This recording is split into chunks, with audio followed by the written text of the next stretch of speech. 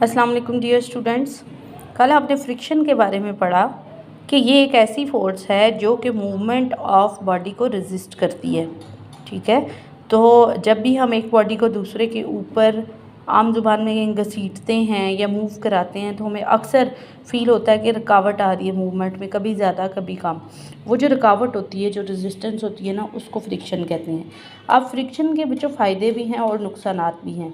फ़ायदे अगर हम देखते हैं तो याद रखें, फ्रिक्शन बहुत ज़रूरी है हमारे ज़मीन पे चलने के लिए।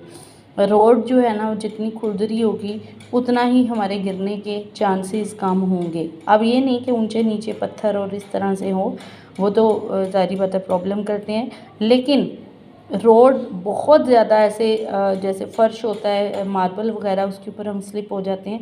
लेकिन जो रोड होती है बजरी वाली, उसके ऊपर हमारे स्लिप होने के चांसेस कम होते हैं, क्योंकि हमारे पाँव यानी कि हमारे जूता और जो रोड है उसके दरमियान फ्रिक्शन हमें चलने के काबिल बनाती है। और जब कभी हमारा जूता नीचे से घिस जाता है या जो सड़क है गाड़ियों पे चलने की वजह से बहुत स्लिपरी हो जाती है, तब हमारा चलना मुश्किल हो जाता है, क्योंकि फ्रिक्शन कम हो जाती है और हम गिरना शुरू हो जाते हैं। इसके अलावा हम जब भी कागज़ के ऊपर पेंसिल से लिखते हैं तो हमेशा फ्रिक्शन उसमें मौजूद होती है जो लिखने में मदद देती है, अदरवाइज़ हमारा पेन स्लिप होना शुरू हो जाए और हम लिख ना पाएँ। कभी कभी आपने देखा होगा कि कुछ पेजेस जो होते हैं, बहुत अच्छी क्वालिटी का जो पेज होता है वो स्लिपरी सा होता है, और उसके ऊपर आप पेन से लिखें तो अक्सर वो उसके ऊपर नहीं लिखा जाता क्योंकि फ्रिक्शन नहीं होती। इसी तरह से जब हम एक दीवार में कील गाड़ते हैं या फर्नीचर बनाते हुए लकड़ी में गाड़ा जाता है तो फ्रिक्शन की वजह से उसके अंदर फिक्स हो जाता है, अदरवाइज़ वो उसके अंदर फिक्स ना हो।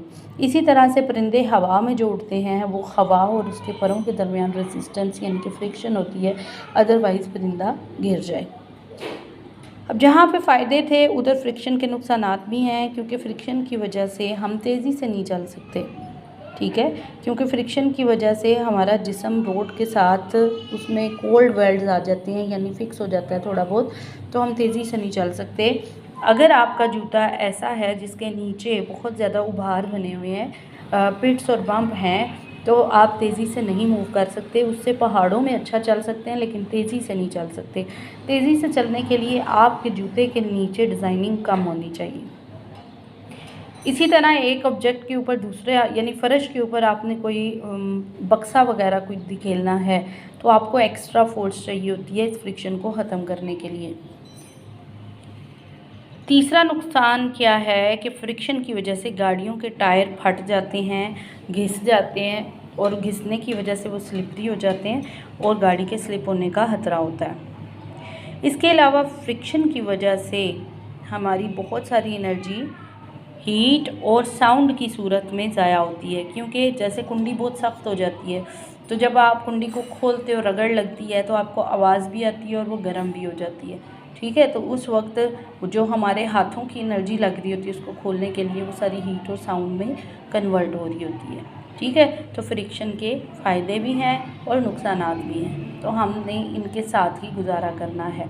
और फ्रिक्शन को कम करने के मैंने तरीके भी आपको बता दिए थे कि किस तरह से हम लोग चीज़ों की सतह को पॉलिश करके प्लस फ्रंट वाले हिस्से को स्ट्रीमलाइन मछली की तरह बना के और लुब्रिकेंट्स का इस्तेमाल करके और बॉल बेयरिंग का इस्तेमाल करके फ्रिक्शन को कम कर सकते हैं।